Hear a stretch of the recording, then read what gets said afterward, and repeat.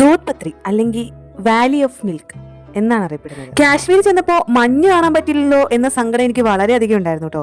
പക്ഷെ അന്ന് മഞ്ഞില്ലായിരുന്നത് കൊണ്ട് ഈ കാഴ്ചകൾ ഇതുപോലെ കാണാൻ പറ്റിയെന്ന സന്തോഷം എനിക്കിപ്പോൾ ഉണ്ട്. കാരണം മഞ്ഞുള്ളപ്പോൾ ഇതുപോലുള്ള പല സ്ഥലങ്ങളിലേക്കും നമുക്ക് കടന്നു ചെല്ലാൻ പറ്റില്ല. മഞ്ഞുകാലത്തെങ്ങും വെള്ള പൊതിച്ച് കിടക്കുന്ന കാശ്മീർ, ആ വെള്ളപ്പൊതിപ്പിന്റെ അടിയിലെ ഇത്രയും ഭംഗിയുള്ള ഈ ഇടങ്ങൾ കാണണമെങ്കിൽ ഇതുപോലുള്ള സമയങ്ങളിൽ തന്നെ പോകണമെന്ന് എനിക്ക് അപ്പം തോന്നി കേട്ടോ.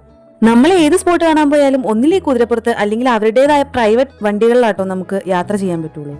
പഹൽഗാം കാണാൻ പോയ ഞങ്ങൾക്ക് ചില സെക്യൂരിറ്റി തടസ്സങ്ങൾ കാരണം അങ്ങോട്ട് പോകാൻ പറ്റാതെ വരികയും പിന്നെ ഞങ്ങളുടെ ഗൈഡായ ബഷീർ എന്ന നല്ലൊരു സഹോദരനാണ് കേട്ടോ ദൂത് പത്രി എന്ന ഈ സ്ഥലത്തേക്ക് ഞങ്ങളെ കൂട്ടിക്കൊണ്ടുപോയത്. ആ 2 കുതിരകളുടെ ഓണർ ഞങ്ങളുടെ അടുത്ത് നിൽക്കുന്ന ആളാണ് കേട്ടോ. എനിക്ക് നല്ല പേടിയുള്ള കാരണം അദ്ദേഹത്തിനോട് എന്റെ അടുത്തുനിന്ന് മാറരുതെന്ന് ഞാൻ പ്രത്യേകം പറഞ്ഞായിരുന്നു. കാരണം കുതിര എങ്ങാനും അനുസരണക്കേട് കാണിച്ച് ഓടിക്കഴിഞ്ഞാൽ അതിന്റെ പുറത്തുനിന്ന് വീഴാന്നല്ലാണ്ട് വേറൊരു ഓപ്ഷൻ എന്റെ മുന്നിൽ ഉണ്ടായിരുന്നില്ല കേട്ടോ. സിനിമകളിലും ചിത്രങ്ങളിലും മാത്രം നമ്മൾ കണ്ടിട്ടുള്ള പോലത്തെ സ്ഥലങ്ങളായിരുന്നു കേട്ടോ ദൂത് പത്രിയിൽ ഉണ്ടായിരുന്നത്. എന്റെ ലൈഫിൽ ഇതുപോലത്തെ ഒരു സ്ഥലമൊന്നും എക്സ്പീരിയൻസ് ചെയ്യാൻ പറ്റുന്ന ഞാൻ ഒരിക്കലും ചിന്തിച്ചിട്ടില്ല കേട്ടോ. ആ ഒഴുകി വരുന്ന വെള്ളം കണ്ടോ, ആ വെള്ളത്തിന് എന്തൊരു തണുപ്പായിരുന്നു. ഞങ്ങളുടെ ഗൈഡ് കൊണ്ടിറക്കിയ സ്പോട്ടിൽ നിന്ന് ഈ ഡെസ്റ്റിനേഷൻ വരെ എത്തിച്ചേരാൻ നല്ല സമയമുണ്ട് കേട്ടോ, നല്ല ദൂരമുണ്ട്.